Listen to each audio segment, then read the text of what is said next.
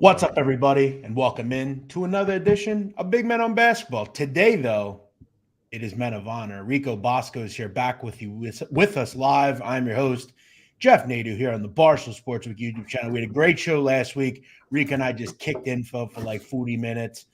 Rico, you look ready to go. You got a new haircut. Looks better than mine. I'll have to say that. It's not that difficult. That was easy. That's an easy one off the bat. Yeah, I think we Northern Kentucky cashed last night. I think I gave that one out. Take a flyer on them. You definitely did. That was FDU cashes regardless because you can't have Merrimack. I'm pretty sure that No. I don't know how that would work. That's incorrect, Rico. Let me tell you why. It's got to be FDU. Okay, so FDU in the final. So that's two. Right. I think this is why they were a favorite, Merrimack, because of this situation here. Yeah, it makes sense. That said, so yeah, so you're holding that. You're holding that on a big money line either way. And then somebody tweeted at us that Gonzaga is minus 118 tonight or 115. What's the line? What'd that line move to? It's up to 2.5. Well, it's 2.5, so it'll be a little higher. But I think if you bet the 115, you're definitely getting value because it's probably 130, 140. It's not a ton, but this is kind of the situation we thought we'd see. But didn't we had them with a plus sign, right? Or we had them with a smaller. No, they were minus 115 Gonzaga pre-tournament. Okay, so and what are they tonight? Minus 150. I'll look right now. It's a little bit of a discount either way. And then Colgate, we talked about Colgate. Yeah, it's going to be Lafayette tomorrow night, right? Correct.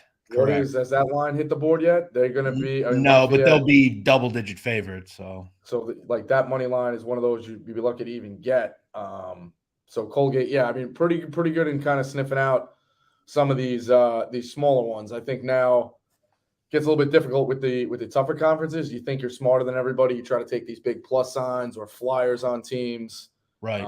But last year was pretty good. We did that competition on the show. And I had Iowa, which everybody laughed at. I had Kansas as the first pick just because it was the Bill Self Invitational. So did pretty good. But yeah, I mean, you can get some big numbers with these teams. There's a lot of chaos in these tournaments. And as you said, Gonzaga tonight, 143 at the Barstool Sportsbook. So pretty good value there. I mean, this is, again, why you bet this pre-tourney because you're going to get a better price. Now, that said, there's still smaller conferences, and that's one of the good things about this week. Obviously, people are going to be very interested in, the ACC and the Big 12 and some of those groups. But Kelly and I talked about this yesterday, Rico. I mean, when you're looking at let's say this is the Big East. I mean, you have 4 teams at 6-1 or smaller to win. I mean, it's just a shit show. I mean, there's 6 teams, 7 teams that can win it. Are you really wanting to lay $1.50 with a Purdue in a conference tournament to this magnitude? I guess my question would be is, with any of the teams in a Big Ten, for instance, I mean, 150.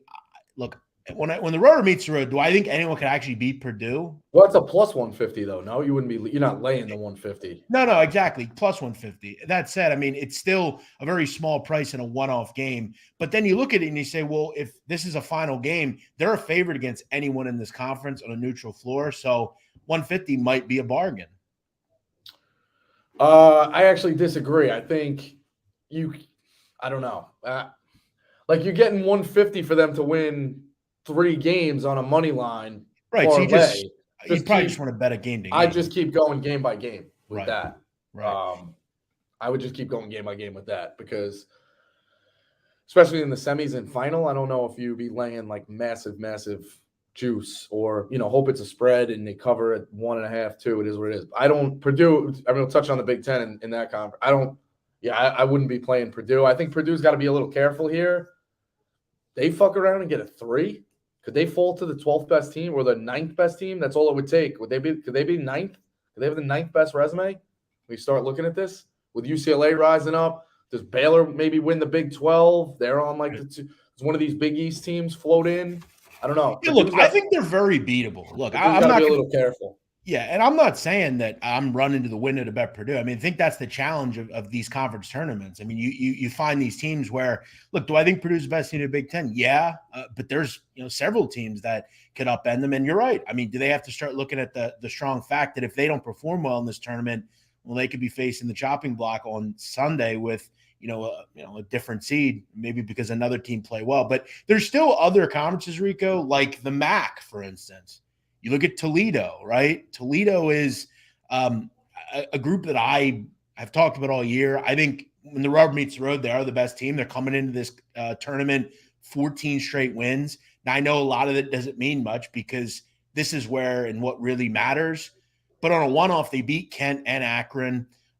You don't have as strong as a Buffalo team this year. You don't have as strong as Ohio team this year. Ball State's had some injuries towards the end of the season. Are you a big MAC guy? Do you bet MAC a lot? The MAC has kind of flown a little under the radar. Obviously, I got into it with the bar, having the invitational there and watching two of those teams. But yeah, I think Kent State's a team that is good enough to win a game. And again, when it comes down to the 64th team or whatever it works out to, 35th that large bid, 34th that large bid. I know they don't have the resume, but it's because nobody will play them. So you can't tell me that Toledo and Kent State will have a war in the MAC and that their resume or their ability shouldn't go get the nod of the 12th best team in the Big Ten, like Wisconsin or Carolina, who's struggling massively in the ACC, which is down. I think, and then even when they tried to get these places more bids with the bracket busters, it was like, all right, let's do the bracket busters so we could showcase these teams. And that was a fleece and a lie because it was really just to knock these teams out.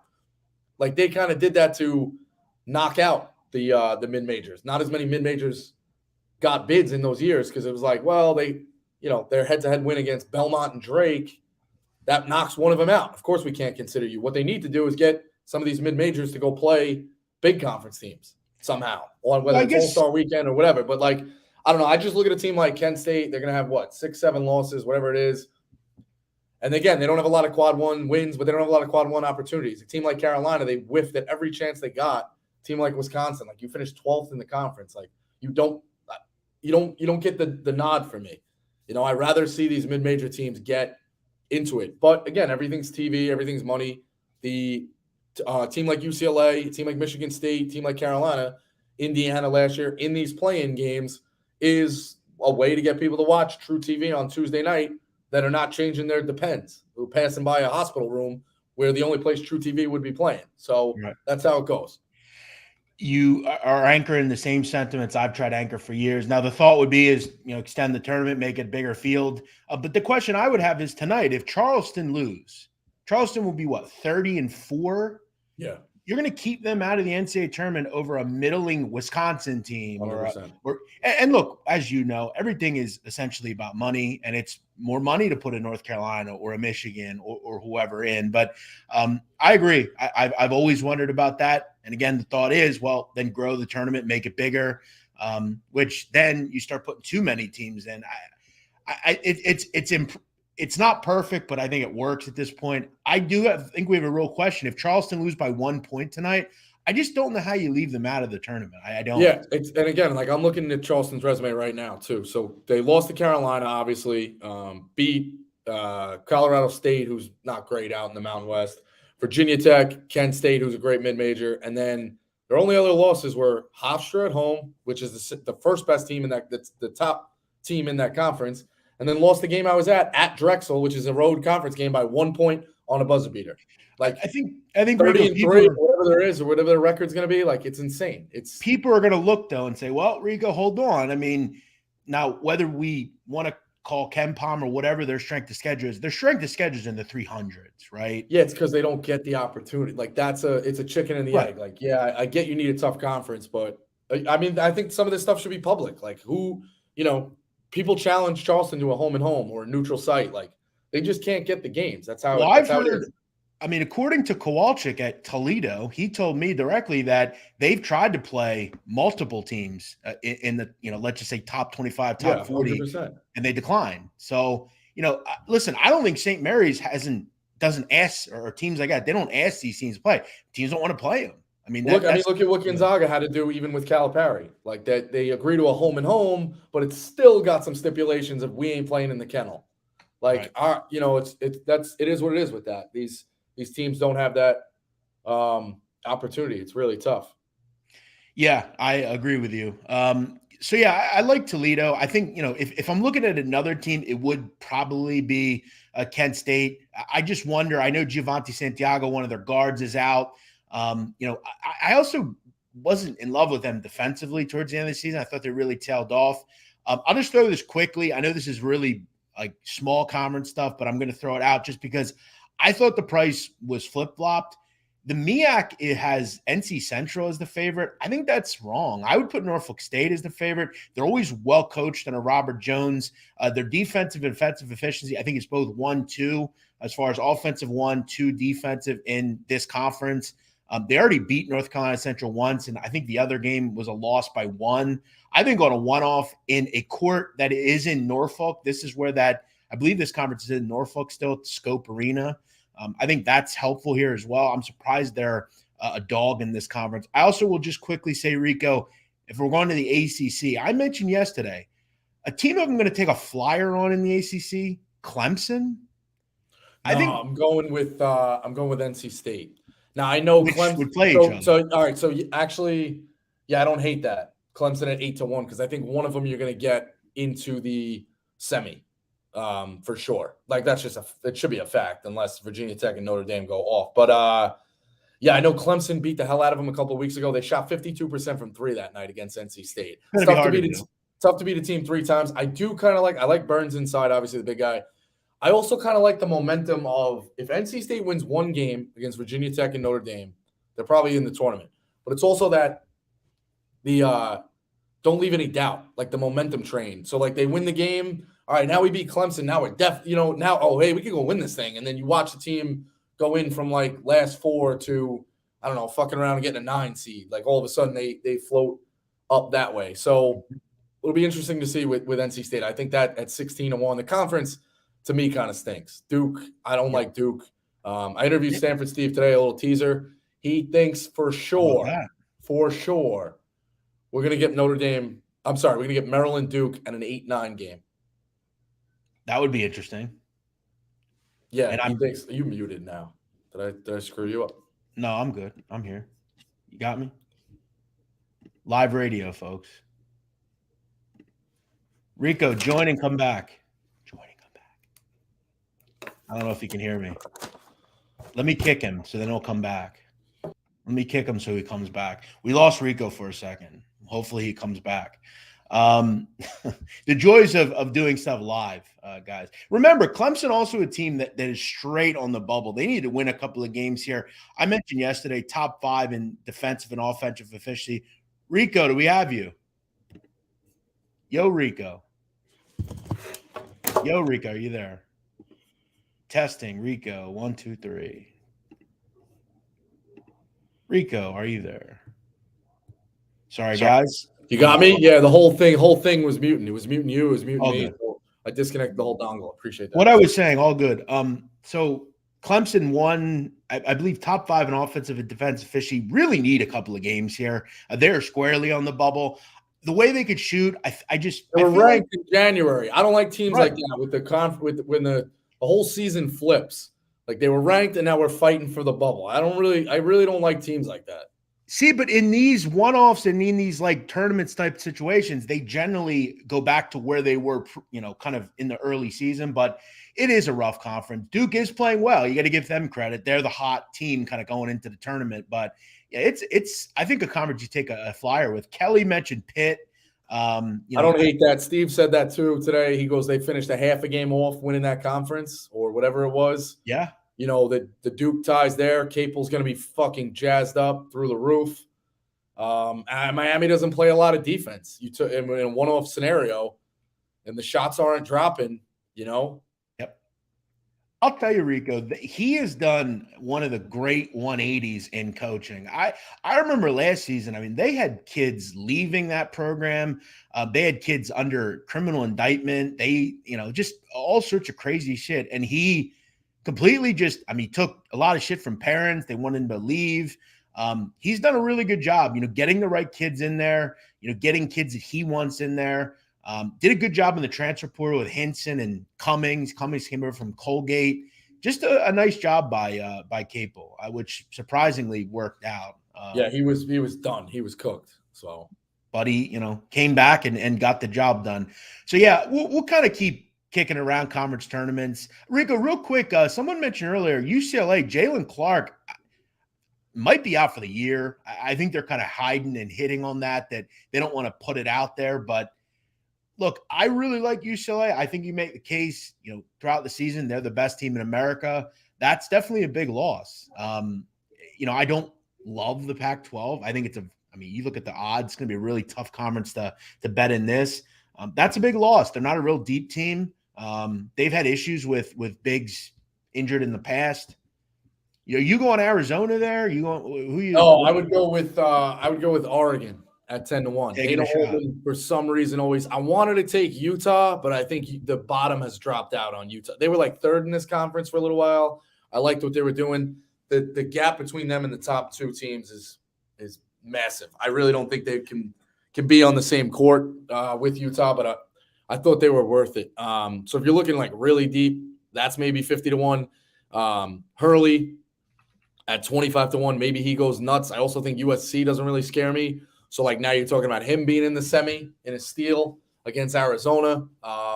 Hurley, I could talk myself into, but it seems like Altman is the best of the best in terms of him being a coach. I know things haven't been great there. They got a lot of size in Dante Richardson. Obviously, can play. Like, I don't know. I just think the Ducks steal things. All of a sudden, you're watching. Like, wait, the pack. People go to bed. And you wake up. And you're like, wait, they're in the final again. Like, it's worth it. UCLA is an interesting case to me. I want to just touch on them real quick. So 27-4. Obviously, Jaquez, like. Fran talked about him being one of the best players in the country. Like he should be up for the awards. But they lost to Illinois and Baylor. Now, I know that's early. A lot of these wins. But, like, if you don't have a lot of wins to hang your hat on in a conference that might be overvalued or for sure is overvalued, like it's a power conference with 3 bids. That's not something we really want to look at, or something I get too thrilled about. So I think UCLA, start looking at them a little bit more with a microscope. But it all depends also on the brackets where if they sneak into the 1 line, which I've heard that they could steal the spot from Purdue, there's a West Regional, there's West Sites. They're not leaving California until the Final Four. So it all could break the right way, and Cronin's really good. I saw Cronin taking shots on bracketology and different shit like that. So he's a feisty dude. I just think a team like UCLA, just look a little bit into that with a microscope of like, do we really, is this what we really want to do? Are they really that good? Because they haven't played anybody great. You're a big coach guy. One of the great coaches nobody talks about is Mick Cronin. Nobody gives him enough credit. I don't think people realize how difficult it is to take what he did at Cincinnati, that blue-collar defensive approach, take it out to California, get kids to buy in defensively. He's a great coach and really interesting story. His father was a great coach. Just as you said, a feisty, fiery guy, and Well, yeah, 20 years experience, 3 second weekends. Yeah, this is what I talk about too. Like it's a weird dynamic for a guy like me who always is like, coach experience or guys shitting their pants in big moments. Like a lot of these teams, a lot of these seeds, guys with not a lot of second weekends. It's crazy. However, did take that UCLA team, all the way to the final game a year or two ago. So listen, we don't.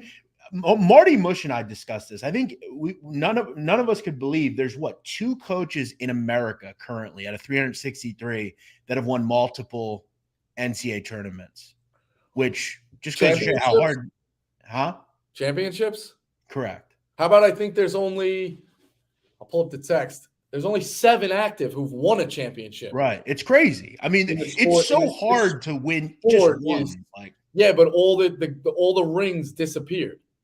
The rings all disappeared. So it's 1, 2, 3. And that's the question, Rico, is how much do you put in to, like Few, for instance? I think Few is the best coach in America, but Few is a guy that has done something that very few coaches have done, but he's never gotten to the elusive winning something. He took a program that was unknown to blue blood relevance, and they're there every year. They just haven't won. So to me, that's, also you look at like a John Chaney. John Chaney never, won the ultimate elusive thing, but look at what he did to individuals, right? Every day he was a real coach. So there's I think a lot that goes into coaching, and maybe I'm a little hard on McCaffrey and people like that, who, in a way. Tournament's difficult. Yeah, the tournament is difficult. Like, I guess you can say it both ways. Like, you don't want to sympathize with these guys, but the job is to win. Eventually, the break's got to go your way, So you look at exactly. and it's like you were at Cincinnati a long time. They weren't necessarily – they were in the Big East for most of that, right, with his years? Let me look those up. Yeah, he was in the Big East when Cincinnati was in the Big East. So for a while. So, like, I don't know, you're getting the benefit of the doubt in Power 5. Like, you eventually got to get through to the Sweet 16. You're right. I mean, McCaffrey, he should have done it in the past couple of years. So 7 active coaches, right, with championships. 2 of them 20 years ago, 2 of them 10 years ago. There's 3 guys in the last decade who've won a championship now, and Self only got on there because he would have been 15 if he didn't bust in. It's Self, it's Drew, and Tony Bennett in the last decade. Let me ask you something. It's a wild, wild time right now that we have 5 active coaches in college football who've won championships and 7 in college basketball. Right. And basketball, there's so many more teams. So you look at Huggins. Huggins has been a Division I coach since 84. That's 35-ish years. He's made 2 Final Fours, 1 Elite 8, I believe.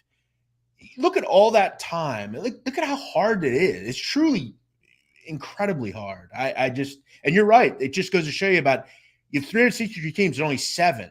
What's that percentage? I mean, it's very small. So yeah, maybe we're a little hard on coaches sometimes. I mean, it's just it's the tournament. We love it because it's so unpredictable, but there's things that give guys nightmares. Like, again, I'll go back to Bama, but like UCLA makes that final run. They catch Gonzaga on a bad night in the Final Four. They kind of had him too. Oates has his best player at the free throw line to win that game after a big comeback. A half-court shot, and they shot horrific. So Rico, you have to admit, you got to be a little worried about them. Yeah, I'm definitely worried about that. But it's points and points in the tournament where you go look like that Oregon team that Altman did. Now, did I think they're going to win the national championship? Probably not. But who'd they lose to? The eventual national champion in Virginia. There's a lot of these different things where it's like, man, that tournament game, like, or you lose in the 4-5 game at noon, the 4-13 game at noon, and then the 5-12 behind you, the 12 wins. So like you would have had an easy break getting into the Sweet 16. There's a lot of matchups. There's a lot of this shit in the tournament of just literal bounces, one bounce. Even fucking Bruce Pearl. They get a bad call against them. Like it, or who got the bad call? Yeah, Bruce Pearl got the bad call against them. He could be playing against a national championship. Like just wild, wild shit. You look at Kellen Sampson. He finally got to the Final Four, but for years they were building. Michigan goes to a championship game. They hit that crazy shot, a buzzer beater with them. It always seems like a team who wins the championship gets one of those buzzer beaters. Like it's like a cockroach. You don't kill it, it just lasts as long as you can. So all about matchups, as they say. Rico, let's get into some games tonight. I do want to talk quickly about a game that happened earlier. UMass and Frank Martin with a pathetic performance. 71-38 loss to Richmond at the 10-minute mark of the game, the end of the game. They had 25 points, just a pathetic loss. Shout out to Burton for Richmond, 28 points. UMass only had 38 points. So incredible performance. There's a lot of those kind of really tough coin flippy games in like an A10 or a ACC. I do want to quickly mention last night, the Hofstra Pride. I mean, Rico, do you realize they had their final field goal of the game at the 4:49 mark of the second half? Didn't score a field goal the rest of the game. Just pathetic. I mean, for a great offense, they couldn't hit anything. Yeah, Charleston's laying 9 tonight against UNC Wilmington. Wilmington gets no respect, Rico. No, they don't. They don't. I didn't think they'd win last night, but still. I was surprised that number jumped out. I think this is the second out of like 3 years that Hofstra's been a 1 and laid an egg into the title game. I think it was 2019, I want to say, or 2021. Yeah, it was. I think it was last year. Yeah, they had a good year. team. I know they won in 2020 and then didn't get to go, but yeah, they've been high in that conference. They had that kid. He was at what was his name? Jalen Ray, I believe. He was on that team. Yeah, he's come up short, Speedy Claxton. I don't think there's any excuse to lose that game last night. 7-point favorites. as good an offense as they are, to just completely go cold. The shot selection was terrible. You mentioned Wilmington. I kind of want to talk about that one straight out of the gate. That's a lot of points to give a really upstart team. Takeo Siddle's done a great job down there. They're a good defensive group. The kid Farrar on the block is really good. He's got a soft little touch around the rim. Their guard plays good. I like Charleston. I love Kelsey. I think they will win this game, but kind of strikes me as one of those, this number's a bit too high. In a championship game with everything on the line, possessions are cut down towards the end of the game.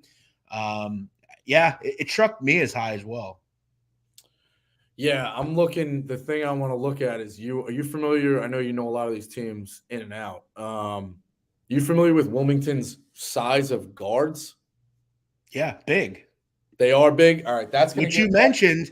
I touched on that. Rico mentioned this last week. He said he liked whoever plays Charleston because Charleston has these little water bug diminutive guards, and if you get some long, lengthy guards, let me explain here. On the perimeter, Shaquem Phillips 6'2", Donovan Newby 6'1", not huge, but definitely bigger. You got Tazarian White, who's 6'6" on the perimeter. Malik Hayes 6'7" on the perimeter. 6'1" and 6'2" is not as big as I would have liked. Like I want guys handling the ball at 6'6", 6'1", because the kid Bolin at 6'4" is barely 6'4" for them. Larson at 6'1", and Renee Smith or Ryan Smith, however he says that name, is a generous 6'2". I'm telling you, you can throw the bigger kids on them. Yeah, I'm telling you, these kids are like 5'10", 6 foot. Like, and I think that's with sneakers. So if they can go get it now, Wilmington's not great offensively. Charleston's going to go get in it. I love Kelsey. I'm rooting for Kelsey, and they'll be in that vaunted 12 line, which nobody wants to see. 30 wins. I think it's Charleston's game to win, but if you're playing the spread, Wilmington could give you everything you got. 9.5 seems like a lot of points in championship. Here's the one issue in this game. You look at both games this year, Wilmington got crushed in one of them, gave up 90-plus points. The other game, it was close, but at one point in the first half, Charleston was up 42-27. You had a furious comeback from Wilmington. Wilmington needs to make sure they don't go down big in this game because with so many games and so many nights, you can get run out of the gym pretty quickly if you're not careful. I hope Charleston wins. I'd really like to see them in the tournament. I don't want to see them get screwed because they lose this game by 2. That said, it did strike me a bit high in a championship game. Another one that struck me high, and it's just really because I think the front court is very dynamic. North Dakota State. I talked last night about is that the Summit? That's the Summit, right? Summit League, correct. Rico, the last, I believe, 11 games between South Dakota State and North Dakota State have been decided by 6 points or less. It's been a wild just game. The games are always close. That said, last night, North Dakota State ran throughout, won by 10. Now they're getting 10.5 against Oral Roberts. Look, do I think Oral Roberts can score? Absolutely. This is a really great offense, but that front court for North Dakota State, that kid Grant Nelson is going to be an NBA player. They've got a huge front court. I think they can hang in this one. This is a lot of points, again, to give in a title game, right? The possessions are important in the end. And North Dakota State, another team that continues to get to this tournament final and have success. Yeah, I think I'll be honest, I haven't watched too much of that. That's the final tonight, right? Obviously in the Summit. Yeah. All right, so I'll be checking that out. I just worry if Oral Roberts wins, everybody just again being like Oral Roberts, or I don't like going back to the well with these upset teams. But knowing a little bit about Oral Roberts, they shoot the 3 really well and take a ton of them. Yes, they do. Their 3-point rate is over 45%. Now that's just the way the game goes. But they shoot it really well. So what I like to call those teams is unicorns. It's very rare. Now, I don't think they'll obviously win the title, but you get hot. I don't think that recipe – taking a lot of threes is a recipe that I don't love for 6 games. Shooting the 3 well for 6 games makes sense if you could do it, but it's very rare that teams take a ton and make a ton, and Oral Roberts is one of those unicorns. Look at last night, Rico. Oral Roberts, 6 for 25 from 3, barely win the game. In fact, they were losing for most of it. If North Dakota State just does decently against the 3 tonight, they will hang in this game. Throw in the fat guys against the number. Oral Roberts has failed to cover an 8 of 10. This team doesn't cover numbers. They just don't. They're a different team from where they started in the first half of the season in this conference. You and I talked before the show about the weird situation you have tonight in the NEC final. FDU's in. Okay, Merrimack is ineligible even if they win. So if you're FDU, I mean, I'll ask you, if you're Greg Herenda, why are you playing anyone? Tobin Anderson. Oh, he's gone. That's right. Good call. My fault. Tobin Anderson. My apologies. So if you're the coach and his director of basketball operations is a Staten Island guy. So I'm hoping FDU wins tonight. Maybe we get another championship shirt in the pile. But it makes no sense. Only the NCAA could do this. I think that's available too with in the Summit. St. Thomas is not available. Yep. And they're playing in these tournaments. Like, I don't get why they play. I just don't. I think it can only lead to problems. What if there's a fight? What if a guy gets hurt? Like, it's a game. It also affects the bracket.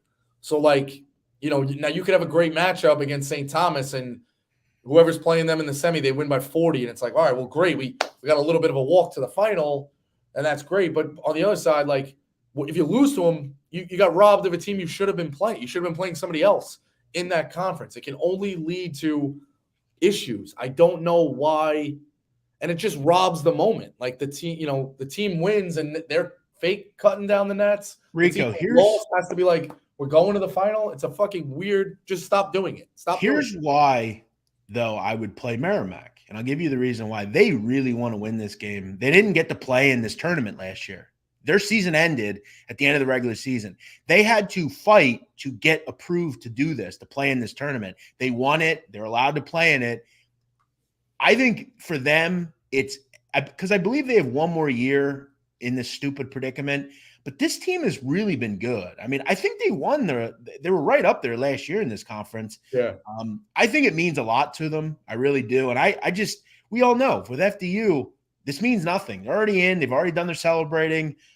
I think Merrimack's a good bet tonight. They're also a really tough defense to prepare for. So I think Joe Gallo and the boys get the job done tonight. They've been a great story. It's a shame that we're in these predicaments. And you're right. I mean, they need to fix this crap. All right. By the way, though, Merrimack did lose in both games to FDU this year. We'll see. They did. That's why I gave them out. I liked them. They beat them twice. So, and I think it's a little chippy between them. So I think both of them are going to be dialed in. But again, like, now FDU loses their best player. Like, it just makes no fucking sense. It makes absolutely no sense. Very dumb. A team that I was dead wrong on was Youngstown, just a complete fraud, Fugazi. And it was a really good call by you. I mean, that NKU zone is very, very tough. And they've got some great players, man. Warwick's a terrific player. Tonight they get Cleveland State, who, to be quite frank, I mean, I just zone them, which is what NKU will do. If Cleveland State makes shots, you're not going to beat them. The dream team won't beat them, but you just got to zone them. If they make shots, they make shots. NKU's in a good predicament here. I think, again, Rico, are you hedging this? What are you doing? No, I'd let it ride. I think at this point, just let it ride. Northern Kentucky is good. They've been good to me. I worry a little bit about the legs, 3 games, 3 days, walkthroughs, film sessions, even just doing that shit up and down in the hotel, a lot of pressure. But I like Northern Kentucky here. I think they go get it done. And you talk, it's crazy to me though that the horizon is a 6. It's like, you look at some of these conferences, and I guess you think, they're a little bit better, like Cleveland State and Youngstown State and Wright State and all these spots in Northern Kentucky. You think these teams are a little bit better. The horizon's like a 16 on Bracket Matrix. Yeah, it's weird, like how you just, I guess you forget how bad these conferences are. Even Colgate's on the 15 line right now. I don't think that's any respect. They're the first 15, but I mean, the Ace Sun, Kennesaw State, is better than Colgate. Yeah, I agree. Colgate, who's been in the tournament now for 3 or 4 years, or won shares of it for 4 years. I don't know. You forget how bad some of these conferences are when you look at the bids. Because. Like, yeah, obviously the 5th best team in the ACC deserves a higher seed than the Patriot League. But, it's I guess you forget how deep these conferences really go on the seed line. When you look at Cleveland State NKU, Cleveland State. If you're familiar with the point distribution metric on KenPom, how does a team score? Go ahead and look at Cleveland State's point distribution. They are almost exclusively a half-court offense, want to get in transition a little bit. They don't shoot threes. It's not their thing. It's a bad matchup for them. Both these teams are very slow. I think the under could be where the look. I know it's in the 120s, but this could be first to 60 wins, especially if Cleveland State's not making threes. Northern Kentucky don't take many threes. I think this is a slow game. I really do, but it's a tough one. I'll root for you. I hope you get the job done here. But yeah, you're right. I mean, some of the seeding stuff, it's an open year. Furman could shock someone, says James Valentine. Yeah, I mean, they ran into a team in chat who was just super tired, I think. But yeah, Furman is really good on offense, well coached. They could absolutely shock somebody. You're not wrong there. Rico, your favorite coach. Is it true that Mike Bray is your white whale? Is that true? I said I don't think college coaches have a lot of personalities that you know about. I think if one of them was talking behind you, the coach that you think you know, you wouldn't be able to recognize the voice. Like, I just think it's the way the sport's being covered. Guys don't have a lot of personality. I think you see a lot of the storylines play out in college football, burying the ball, different sound clips. I think they get more of an opportunity to showcase it than college basketball coaches. I always thought Bray had a great personality. I know some guys who played for him, always say he's the best. You kind of saw it. They say he's the loosest coach in America. Yeah, I like interview. You talk of guys who could tell a story, make you laugh. I think Bray would be up there. Yeah, I'd love to talk to him. Yeah, Notre Dame is kind of an interesting story. Do they win a couple of games? Kind of put him on their back and just kind of get him a couple more wins here. Not a bad basketball team. I mean, Cormac Ryan's a great player. They're getting a couple too many possibly against Va-Tech. I mean, if you know anything about Va-Tech, another group that, they shoot a lot of threes under Mike Young. Mike Young did that at Wofford. They do it here. I think they're a little bit more balanced than they've been in years past, but they played a high-scoring game. I think it was in the high 80s or 90s. Yeah, I'm on the over tonight, 144 for that reason. So Notre Dame can make it ugly. They play a little slow, but I don't think there's a lot of defense. I do think Bray is like, hey, you know what? Like, let's go shock the world. Let's get a couple of wins here and make a run and be a 14 seed to win it. I think maybe the shots go down. I think guys have a little bit of Holy Spirits. It is Lent, Holy Spirit running through it with Bray and the Irish Shamrocks and a little bit of luck. I think it's an over. I think they play right down to the wire. I think it's an over type of game for me. And I really hope Notre Dame. I'd like to see Notre Dame win a game in the ACC for them, for sure. One Catholic school won today, St. Joe's. Shout out to the Hawks, Billy Lang. Were they down a starter? I believe they were down 2 starters. Both. Yeah, it was in the group chat, so it goes to show you how bad Loyola is. Yeah, shout out Sister Jean, who's been. Did you see that photo of her today? No, I mean she's old. You can't. It's Lent, and I need miracle. Didn't look great, if we're being honest, but she is 104 or something. Yeah. So, look, shout out to her. That said, one Catholic team won, maybe 2 can tonight. But you like the over. I don't think that's a bad bet. I like it. I want to do 1 or 2 more, and then we'll get out of here. We'll get to the big game, Gonzaga, St. Mary's. We obviously know what we need in that game. I do want to throw out one other one. What time's that tip? 10 or 11? That tip is at 9 o'clock. 9 o'clock p.m. and it's a standalone, so you're not going to have any, waiting because of a game previous. Yeah. I did want to kick around quickly. Southland. Many people know I like to get into the weeds. Katy, Texas, New Orleans under Mark Schlesinger doing some good things. I'll tell you why they might be getting too many tonight. This line opened 8.5. It's down to 7, and it's sat at 7. They're fully healthy. And when they played fully healthy a couple of weeks ago against Northwestern State, they held in the game and won the game. They're much better defensively with certain guys back. Turk Vincent, Johnson's back, who's an electric scorer. I think that's too many points. Now, Northwestern State shocked, I believe, TCU at the beginning of the year. They're a well-coached team as well. But that struck me as a couple of too many. I've been riding and dining with New Orleans. They're a good group, and they covered numbers. So that's a keep eye game. Their coach, he's been there for a while. I wonder if Ben Mintz, who's, as we know, Ben Mintz mentions he's from Louisiana every chance he gets. I wonder if he'll be at this game tonight. By the way, Mintz has been in the news lately. He's an interesting character, isn't he? Yeah, for sure. He's That's a light thing to say. Interesting character. Do you think he can run a 10K in an hour? No shot. 10 miles, 10 minutes is tough, but he has been getting in shape. I'm rooting for him. I don't know if it's possible. I'm rooting for him, but he did post a treadmill pic the other day, and he only ran 5. I think he walked 5 miles in 57 minutes. That's not good. Not great. Not good. That said, I'm willing to put up $500 on top of whatever is put up as well if he does do it. I got one more tonight. Yes, go ahead. Texas A&M Corpus Christi minus the 9.5. I don't like it that it's got this high, but they've beat McNeese State by 9 and 23. I think they speed the game up with the tempo. They also shoot the 3 well. And McNeese State defending the 3. There's 363 Division I teams. Where is McNeese State ranked defending the 3 in the country? Very poor. 362nd. Close to like 40 points. They're second worst in the country. They're also really beaten up. They got a couple of kids out right now. Because I agree with you. I think Steve Lutz is great. This is the best team in this conference, and I think they're going to represent them. They are second best in American free throw percentage, over 80%. That extends games and also covers games. I agree 100%. I think this could be a big-time blowout.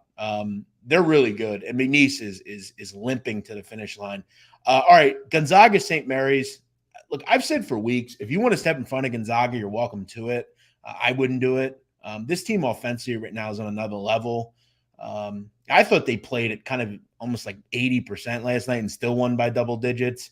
I think they're a problem for St. Mary's. I think the over could have some value here. Both these games get into the 140s in the regular season. I know we want to look at St. Mary's. They're a great defensive team, but just the pace of how Gonzaga plays, the offense they run, it's just super difficult for any team to stop. And I think St. Mary's can score pretty efficiently. Matheny, the guard or Mahini, whatever his name is, he's awesome. He's going to be another Jordan Ford or Matt Dellavedova there. He's a great player. I think Rico, they're a team that can go to the Final Four. I really do. I think they're that good. I think defensively and offensively, they could really bother teams with the pace they play at. And I've kind of been on their wagon all year. This is a game, though, I think they struggle in. Yeah, so I don't know if they can win the whole thing, and I don't know if they go to the Final Four, but slow teams like this who play efficiently are going to be smart. Randy Bennett's been around a long time. I agree with you. I like their personnel. I think matchup-wise, they could be great for them. Like, I would hope St. Mary's – if I'm St. Mary's, I would love to see be a 5, avoid the 12 disaster. And I got Tennessee as a 4, and even Houston in the 1. Like, I think styles of play, you want to play your style. Like yeah. So now they might be better than you at it, but you're not playing Kansas, who's looking to put it in the 90s. You're not playing Alabama, who's can out-rebound you and run and shoot and get it going. I think if St. Mary's gets the right draw with some slow teams, they definitely could be sitting around the Elite 8. It all matters matchups. But with this, it's Drew Timme. He's been around forever. It's Mark Few on kind of a revenge tour. I really think there's some value in Gonzaga not playing. I think it's weird. We've been in this saga of Gonzaga of darlings, sneaking in. I remember when they were wearing those awful royal blue uniforms, which I still don't know how they wore those. In like 99 when they made the Elite 8, and everyone kind of fell in love with them. And even I think up until the point of Morrison, I think that was the flip where it's like, I like this team, and people were picking them. And it was him and Redick, 1-1, and him and Durant in that year, like, right there, and they can all get it done. And then Gonzaga kind of flames out. So people then started the narrative. All right, I'm done with Gonzaga, I'm done with Gonzaga.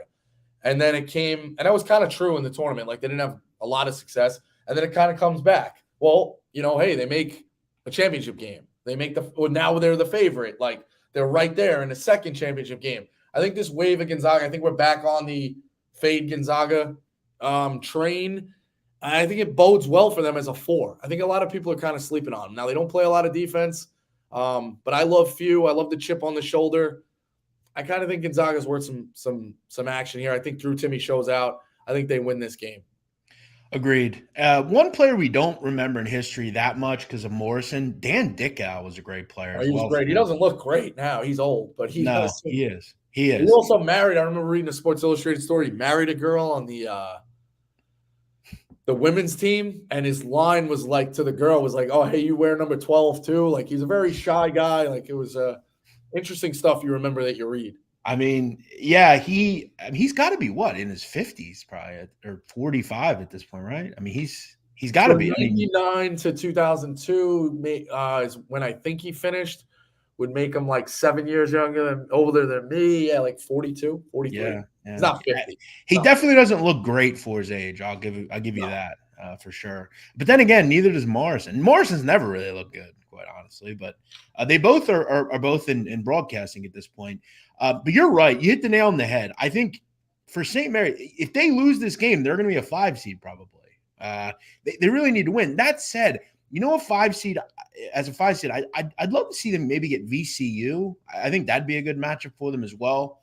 Yeah, they would destroy a press. I feel like I know they don't see it a ton, but yeah, it's all going to be about matchups. Yeah. I love St. Mary's, just not in this game. Do you have anything else, or I'll give you a hypothetical to end it? No, let's do it. So I've been asking everybody this. So it's Thursday, the Sweet 16. I think Thursday and Friday of the Sweet 16. I think the Elite Eight is when the tournament starts to get depressing.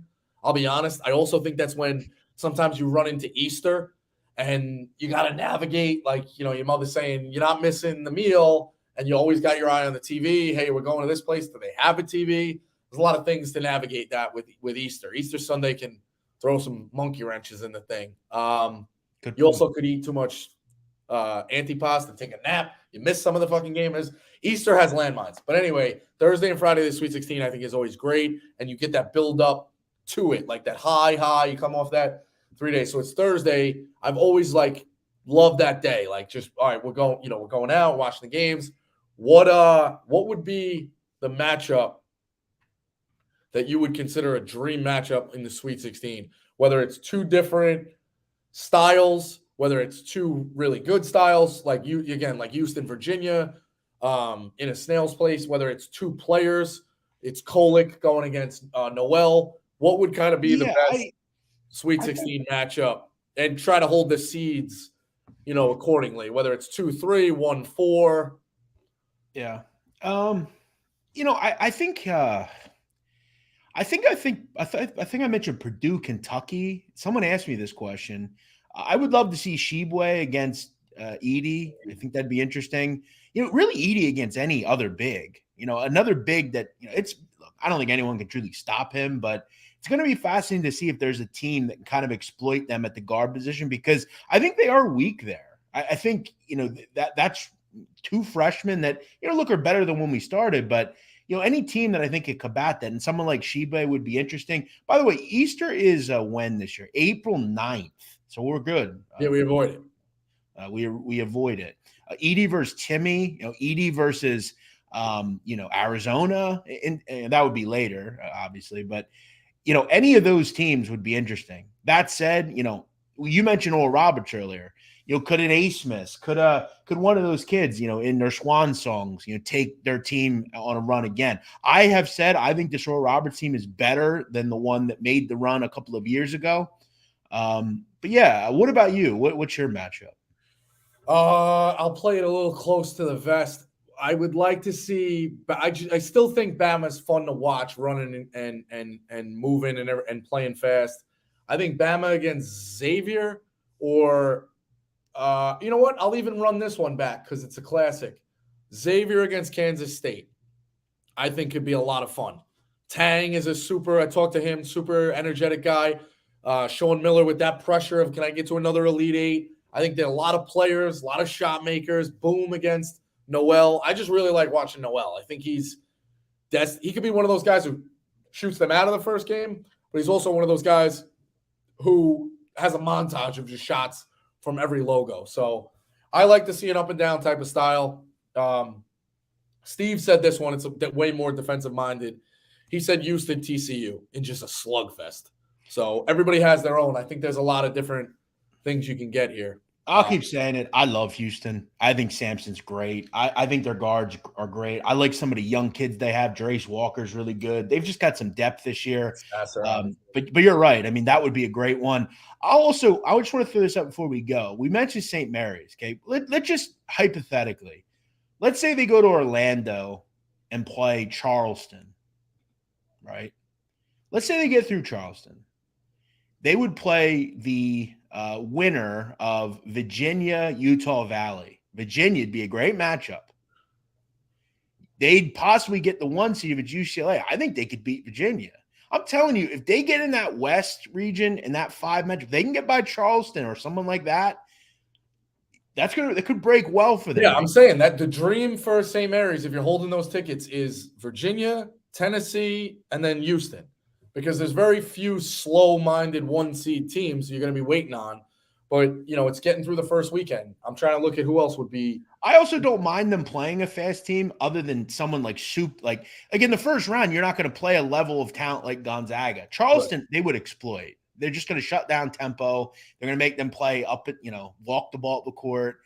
They'll beat Charleston. But if you can get like a Virginia or like you said, Tennessee. Even Houston, down the road as a 1 seed or UCLA, they want to avoid Alabama. Alabama would fuck St. Mary's up. Who else? Kansas would probably, beat them up, teams like that. But we'll see. You're right, though. It's all about matchups. Here's another good one, too. If St. Mary's is almost better off hoping San Diego State pops into a 4 line. Yeah. That's a slow type of thing. Yeah, it all depends on matchups. And the thing I'll say, too, like we love doing the teaser tidbits, contrasting tempos, pull upsets. That Marshall team a couple of years ago, which is crazy. They got knocked out, by the way. A lot of teams went out early. Eastern Washington in the Sun Belt or the Big Sky. Big Sky, nuts. But contrasting styles is a great recipe for upsets. The Marshall team had a Wichita State team that played at a snail's pace. Marshall doesn't know anything about defense. They ran up and down the court, changed the tempo. They went and won kind of handily. I think it was like an 8-point win. So contrasting tempos is something to look at in the first game for an upset. If you can control it and you can change it up and put a team that wants to play in the 90s and the 40s and 50s, you're going to have an upset. Same way. They want to play slow. You want to play fast. You can fuck them up. That's how it goes. Virginia better hope they don't see Toledo. Yeah. Toledo will. Same with Kent State. I think Kent State plays fast. Yeah. Mm-hmm. All right, Rico. Great stuff as always. I think people really enjoy this whole thing. We got almost 700 people in here at the end of the show. It slowly went up as the show got going. What did you play today? You played Notre Dame and Notre Dame, Virginia Tech over, and Texas A&M Corpus Christi -9.5. That's right. We have Gonzaga pending. That's a big one. I might just also play another bet on them. I also do. I'm going to keep saying it. I think there was a couple of too many points from North Dakota State. Merrimack, I'm going to kind of revisit. I think they're a team that really take this game and want to win tonight, and I think they get the job done. Rico, good to see you. I'm not going to say there is something in the works, I've heard, Rico. I'm not going to say what it is, but we will be doing something, I hear. You've heard that, right? Yeah, we'll get something going. All right, so stay tuned, everybody. People are very much commenting on your haircut as well. A lot of people like it. This guy says, I hardly even recognize Rico. There you go. Yeah, you don't look the same. What are you, losing weight? How much weight have you lost? I don't know if I have an accurate scale, but I know I'm down. I want to get on one of the medical scales, but you're definitely down. You look skinnier for sure. Yeah. But good stuff, Rico. Thanks for coming on. Appreciate it. All right, take it easy. See you, bro. Rico Bosco joining the show. I'm glad you guys were here to see it. Rico was on last week, had a great show. I thought this one was awesome as well. Him and I just have a good rapport. We are able to really kick around anything when it comes to basketball and other topics. So that's fun. So thanks for watching, everyone. We appreciate it. As always, make sure you subscribe to the channel. If you're new around here, hit that like button on your way out, or if you haven't done it yet. And a quick programming note, new show out, podcast tomorrow. KB No Swag is going to join my podcast, The Sit Down. We are going to deep dive the Murdaugh murders. And we're going to talk really about, I believe, something we haven't talked about a ton is the Myrtles being a crime family. I mean, they're essentially a mafia family without the hierarchy.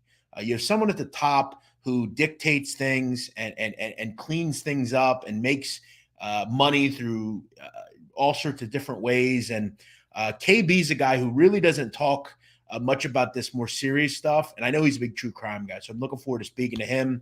We're actually going to record that tonight, so make sure you check it out tomorrow. I'm also going to be talking more about this kidnapping in Mexico, and really just kind of continuing that content as well with all the college hoops and everything else. So thank you for watching. As I said, make sure you hit that subscribe button before you leave here on the Barstool Sportsbook YouTube channel. And we'll be back tomorrow with another episode here at 4 o'clock. We'll see you tomorrow here on Big Man on Basketball.